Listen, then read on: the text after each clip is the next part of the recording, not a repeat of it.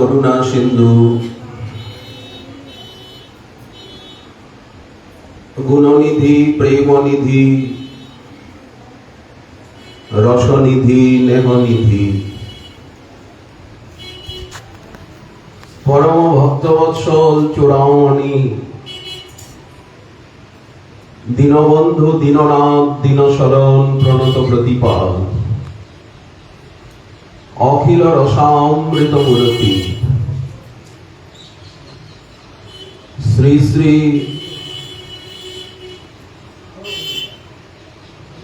রাধা গিরিধারী জিউ শ্রী গোবিন্দ গোপীনাথ মদন মোহন দেব সর্বাবতার সার শিরোমণি আনন্দ কন্দ নদী আনন্দ অখিল জনানন্দ গৌরীয়ার প্রাণনাথ প্রাণ সর্বস্ব প্রাণারাধ্য শ্রী শ্রী নিতাই গৌরাঙ্গ সুন্দর এবং অখিল গৌরাঙ্গ গণ আচার্যবৃন্দ গুরুবর্গগণ শ্রী গুরু বৈষ্ণবীর অহেতুকী করুণা এই বছর ভগবানের অযাচিত করুণার ফলরূপ শ্রী গোপীনাথ গোপীবল্লভ গোপীদ্বৈত গোপীরমণ গোপীকান্ত গোপী নয়নাভিরাম শ্রী শ্রী রাধা রাধারমণের পরম প্রিয় শ্রী পুরুষোত্তম মাস বিশ্ববাসীকে ধন্য করতে সেবার সুযোগ প্রদান করতে আর আগামী কাল থেকে সমাগত হচ্ছে। আমরা এই পুরুষোত্তম মাসে আগমন বরণ স্বাগতের নিমিত্ত মাননীয় জন যখন আসেন তাকে যেমন ভব্য স্বাগতের দ্বারা অভ্যর্থনা করা হয় আগবাহনী, তেমনি এই শ্রী পুরুষোত্তম মাসে শ্রী হরি গুরু বৈষ্ণবীর সেবা করলে যে কি পরম সুমঙ্গল, অসাধারণ ভজন সম্পত্তি, ভজনানুরাগ, ভজন শক্তি জীবনে লাভ হয় তা বলে শেষ করা যায় না। এই পুরুষোত্তম মাস 2026-এ 17ই মে থেকে 15ই জুন অবধি আমাদেরকে ভজন সৌভাগ্য, ভগবত আরাধনার সৌভাগ্য প্রদান করতে তারই সমষ্টি। এই জন্য এই পুরুষোত্তম মাস সম্বন্ধে কমলনয়ন অপার করুণা সিন্ধু ভগবান শ্রী পুরুষোত্তম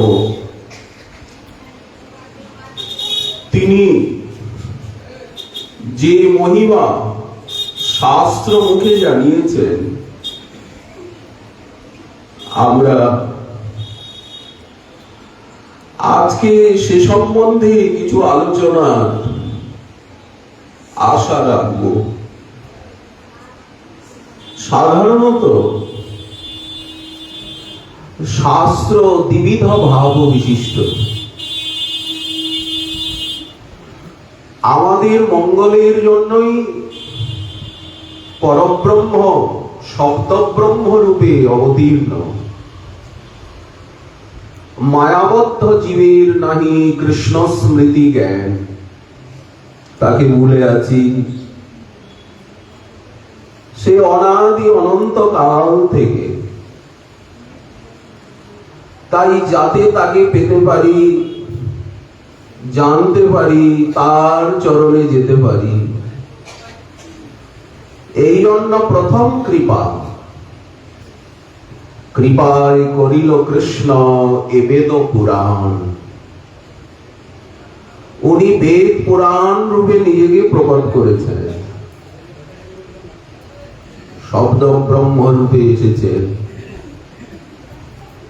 এই শব্দ ব্রহ্মকে ধরেই পরব্রহ্মকে পেতে হবে, সাধু শাস্ত্র কৃপায়। দুটি কৃপার কথা বলা হয়েছে, সাধু কৃপা, শাস্ত্র কৃপা। শাস্ত্র দ্বিবিধ ভাব বিশিষ্ট। এই যে ঋষি কর্তৃক প্রকটিত, ঋষিগণ যা আমাদিগকে উপহার দিয়েছিলেন, আর্ষ শাস্ত্র, এক হচ্ছে স্মার্ত বিভাগ বা ব্যবহারিক বিভাগ শাস্ত্রে, এক হচ্ছে পারমার্থিক বিভাগ। দুই ভাগে বিভক্ত। যারা স্মার্ত বিভাগের অধিকারী, ব্যবহারিক বিভাগে, তারা স্বভাবতই পরমার্থ শাস্ত্রে রুচি প্রাপ্ত হন না। আর যারা পারমার্থিক বিভাগে অধিকারী, তাদের স্মার্ত বিষয়ক বিধি নিষেধে রুচি থাকে না। এই জন্য এই দ্বিবিধ ব্যবস্থা। নিজ নিজ রুচি অনুসারে মানবের বিচার, সিদ্ধান্ত, ক্রিয়া, অনুষ্ঠান, আরাধনা এবং উদ্দেশ্য এটি গঠিত হয়। স্মার্তগণ তারা নিজ নিজ রুচিসম্মত শাস্ত্রে অধিক বিশ্বাসী। পারমার্থিক শাস্ত্রে তাদের স্বাভাবিক অধিকার না থাকায় তারা কি করেন, পারমার্থিক চর্চা বা পারমার্থিক কথাতে সেই জাতীয় রুচি প্রকাশ করেন না। সর্বত্র এই দ্বিবিধ বিধি, দ্বিবিধ ভাব। আচ্ছা, এইভাবে শাস্ত্রের বিভাগ কর্তাকে বললেন স্বয়ং বিধাতা। এখানে মানবের কোনো হাত নেই। জগৎ পিতা, জগৎ নিয়ন্তার একটা গূঢ় উদ্দেশ্য আছে। আমরা যতদূর হরিগুরু বৈষ্ণবের কৃপায় আমরা অবগত হয়েছি যে জীব মানব নিজ নিজ অধিকার অনুসারে আর ক্রমোন্নতিতে এগিয়ে যান, আর নিজ নিজ রুচি এবং অধিকারের অবস্থানটাই হচ্ছে গুণ। এই জন্য যতক্ষণ মানুষ কর্মাধিকারী, ততক্ষণ তার জন্য স্মার্ত শাস্ত্র, স্মার্ত বিধি নিষেধ।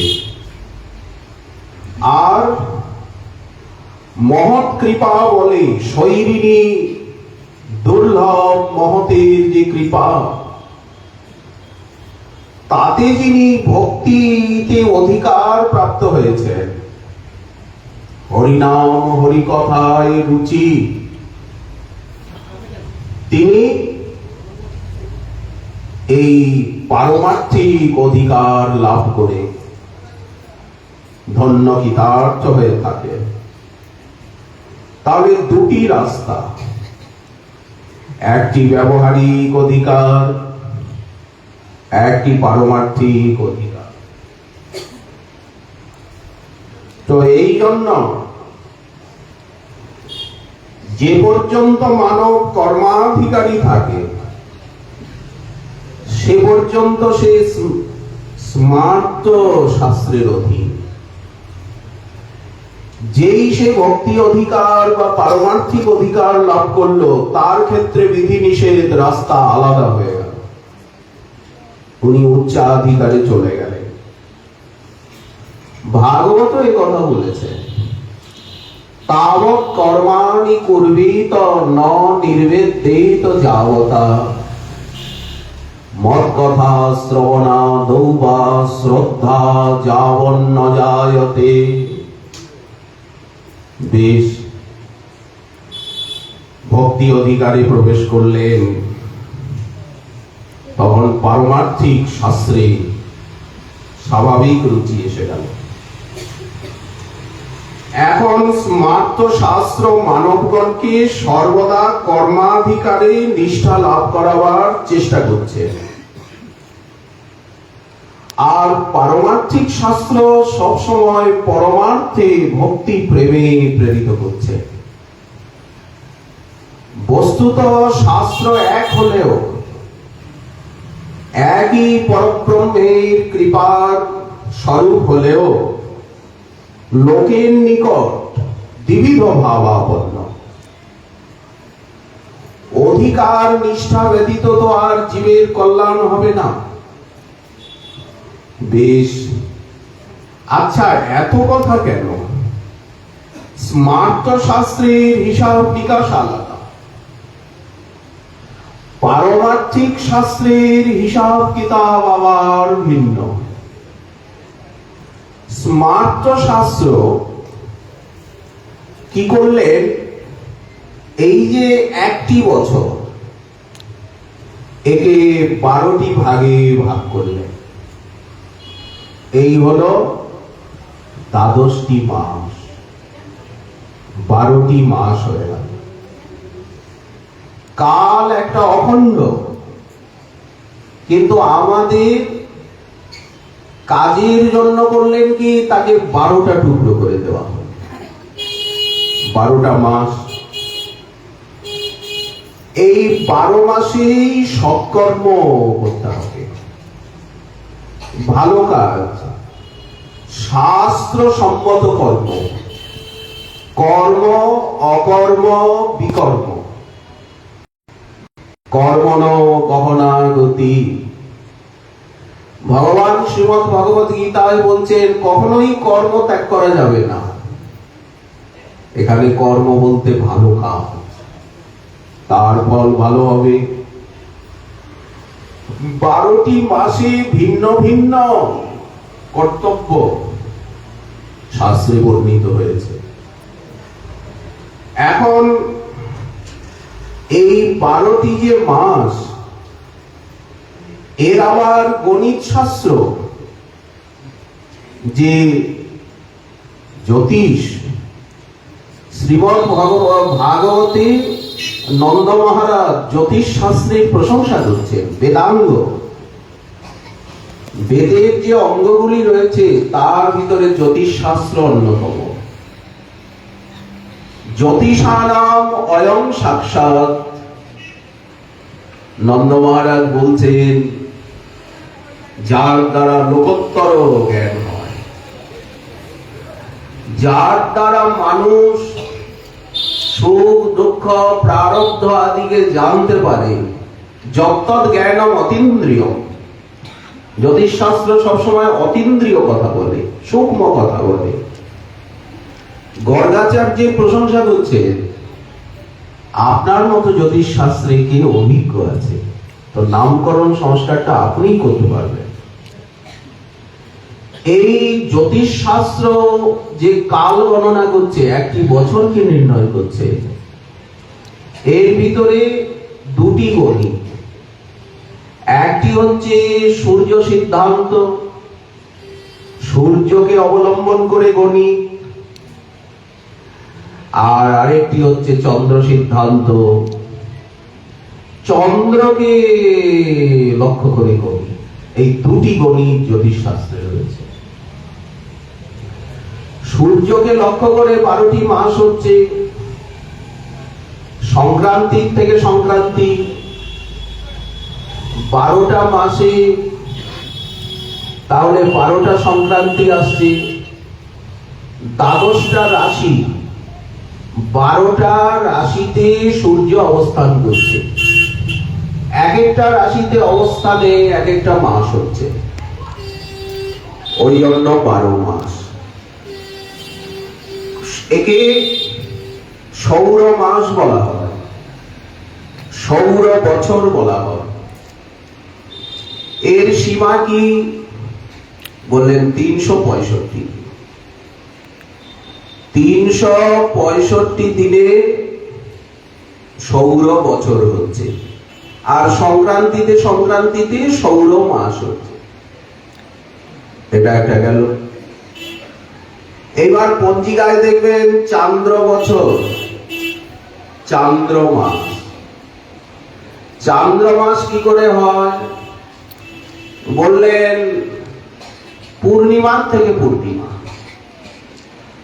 প্রতিপদের থেকে আরম্ভ হলো কৃষ্ণা প্রতিপদ, এইবার শেষ হচ্ছে গিয়ে পূর্ণিমা। এইভাবে পূর্ণিমা পূর্ণিমা নিয়ে মাস।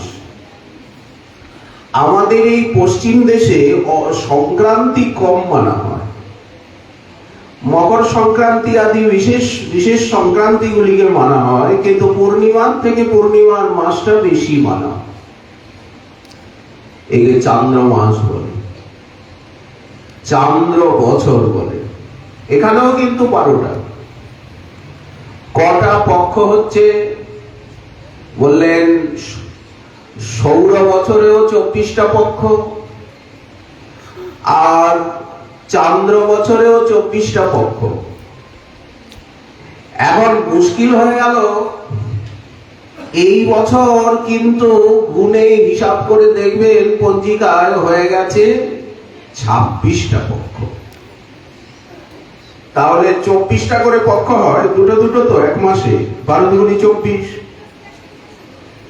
পক্ষটাকে ধরে রাখতে হয়, কৃষ্ণপক্ষ, শুক্লপক্ষ, কৃষ্ণপক্ষ, শুক্লপক্ষ, আর বাকি কিন্তু সব ঘুরতে থাকে, মিলবে না। এই বছর হয়ে গেছে তাহলে 26টা পক্ষ, তো দুটো পক্ষ বেশি হলো কেন?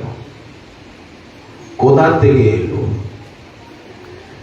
চান্দ্র বছর হয় 355 দিনে, সৌর বছর হচ্ছে 364 দিনে, আর চান্দ্র বৎসর হচ্ছে 355 দিনে। তাহলে দুটো বছরের ভিতরে সৌর বছর এবং চান্দ্র বছর দুটোকে তো এক করতে হবে, কিন্তু দেখা যাচ্ছে যে প্রতি বছর 9 দিনের হেরফের হয়ে যাচ্ছে, 9টা করে দিন জমে যাচ্ছে। সৌর বছর এবং চান্দ্র বৎসরের ভিতরে চান্দ্র বছরে কতটা দিন কম হচ্ছে বলেন? 9টা দিন কম হচ্ছে, অর্থাৎ সৌর হিসাবে 9টা দিন জমে যাচ্ছে। এই যে 9টা করে দিন জমে গেল, এই জমাটা 3 বছর পরে এক জায়গায় 3 নং হয়ে গেল। এই হলো চান্দ্র বছরের থেকে সৃষ্টি হলো অধিমাস। একে কি বলা হচ্ছে? সঞ্চিত সময়। এটা অধিক মাস, এটা বেশি। ওই বেশি মাসটা 3 বছরের মাথায় এসে কি হয়ে যায়? ওই দুটো পক্ষ রূপে ভিতরে ঢুকে।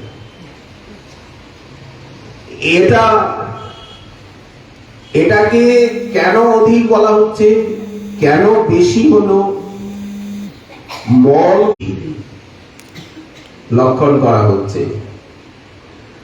যে মাসে সংক্রান্তি নাই, সংক্রান্তির থেকে তো আরম্ভ হচ্ছে, সংক্রান্তিতে শেষ হবে, কিন্তু সংক্রান্তি নাই। সংক্রান্তি বলতে সংক্রমণ, প্রবেশ, তাহলে প্রবেশ নাই। দেখুন তাহলে এর প্রারম্ভটা কি করে হচ্ছে, বলেন অমাবস্যার থেকে। অমাবস্যা প্রতিপদ লাগছে সন্ধিক্ষণে, এই আবার অমাবস্যায় গিয়ে শেষ হয়ে যাচ্ছে। দেখুন কোন সংক্রান্তি আছে? এই হচ্ছে অধিক মাসে জ্যোতিষ শাস্ত্রের রহস্য। এ নিয়ে অনেক কথা। এখন স্মার্তগণ বললেন যে এটা হচ্ছে মল মাস, এটা মলিন, এটা অধিক, এটায় কোনো শুভকর্ম হবে না, এটা 12 মাসের ভিতরে ঢুকবে না, এটাকে আলাদা করে দাও, বের করে দাও, পরিত্যাগ করে দিল। স্মার্ত শাস্ত্র এবং স্মার্তগণ একে বের করে দিল, তুমি মল, তুমি অপদার্থ, বের করে দাও। যেমন আমরা ঝাড়ু দিয়ে পরিষ্কার করে নোংরাকে, মলকে বার করে দিই, জল ঢেলে দাও, পরিষ্কার হয়ে যাও। এই জন্য একে মলিনলোচন, মলিন মাস এসব বলে অধিক মাস বা অধিমাস। হরিভক্তি বিলাসে একে অধিমাস বলা হয়েছে।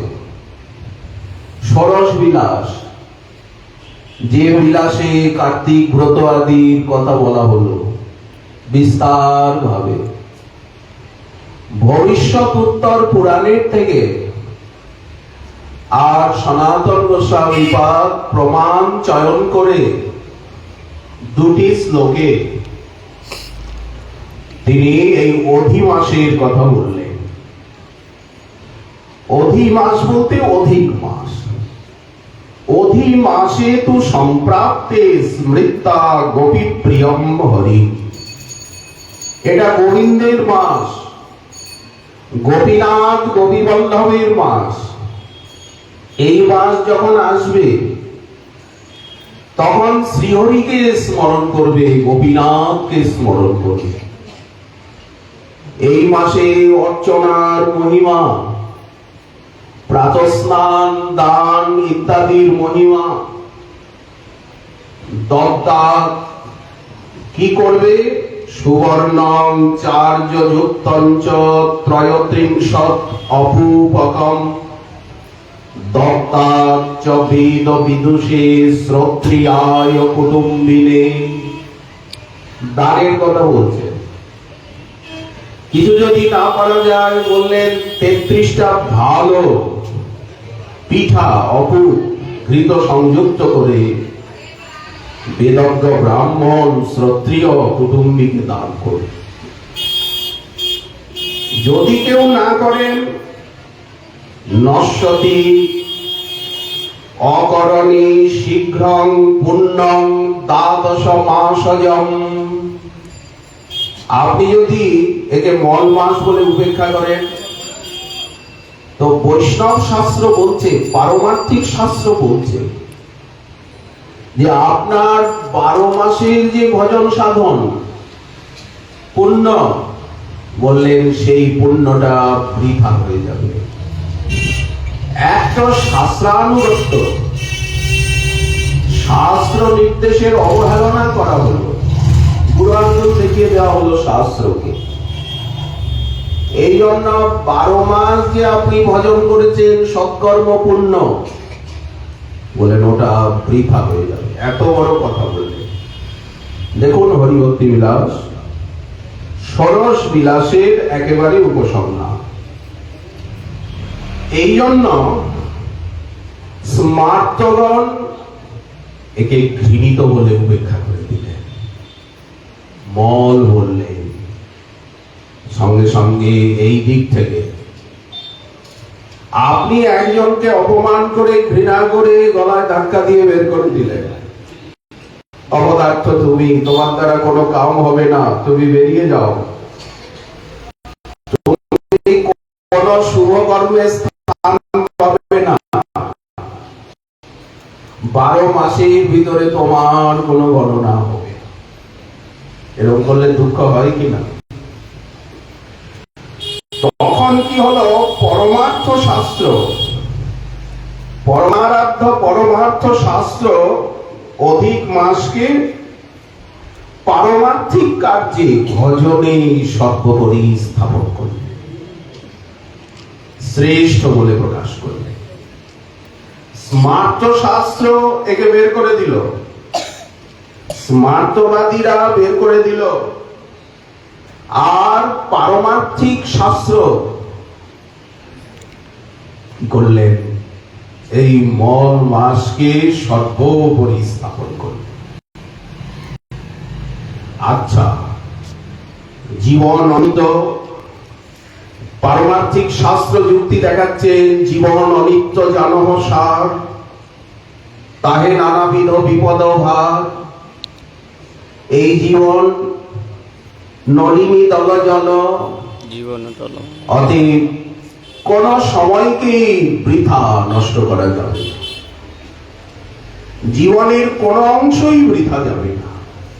সর্বক্ষণ হরিভজনে থাকাই জীবের কর্তব্য। সুতরাং প্রতি 3 বছর অন্তর যে অধিক মাস হয়, তাতেও হরিভজন উপযুক্ত হোক, এটি পারমার্থিক শাস্ত্রের নিগুড় চেষ্টা এবং করুণা। যখন কর্মীগণ সমস্ত সৎকর্ম শূন্য, দেখুন পঞ্জিকায়, ব্রত তালিকায় এই মাসে কারো কোন উৎসবাদি আছে? দেখেন, কোন উৎসব লেখা হয়েছে? শুধু দিন, তারিখ, নক্ষত্র, তিথি, এই তো বেশ। পরমার্থ শাস্ত্র সর্বজীবের উদ্ধারের জন্য সর্বদা হরিভজন যে বিহিত এবং শাস্ত্রসম্মত, সর্বশাস্ত্রের এটাই যে তাৎপর্য, স্মর্তব্য সততম বিষ্ণু,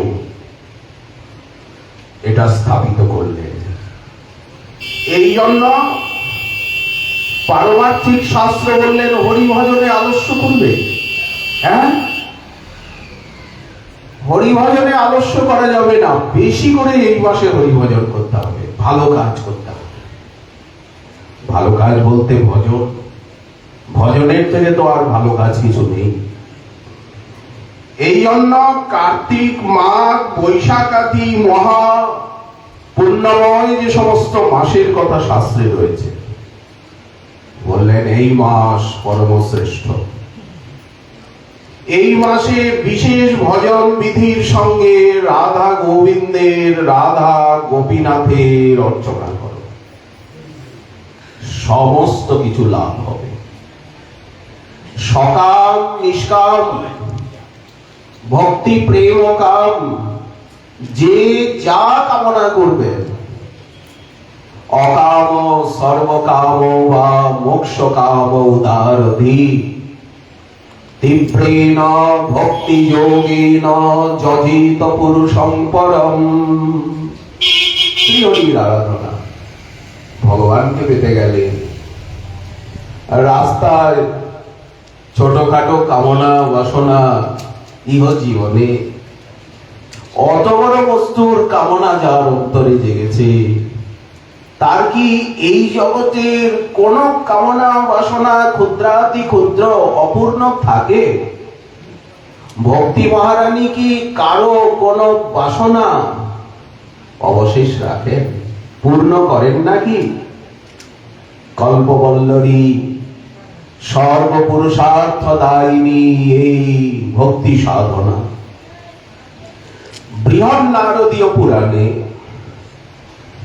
এই অধিক মাসে মাহাত্ম্য 31 অধ্যায়ে 31 সংখ্যক অধ্যায়ে বর্ণিত হয়েছে। এই যে 12টি মাসের আধিপত্য,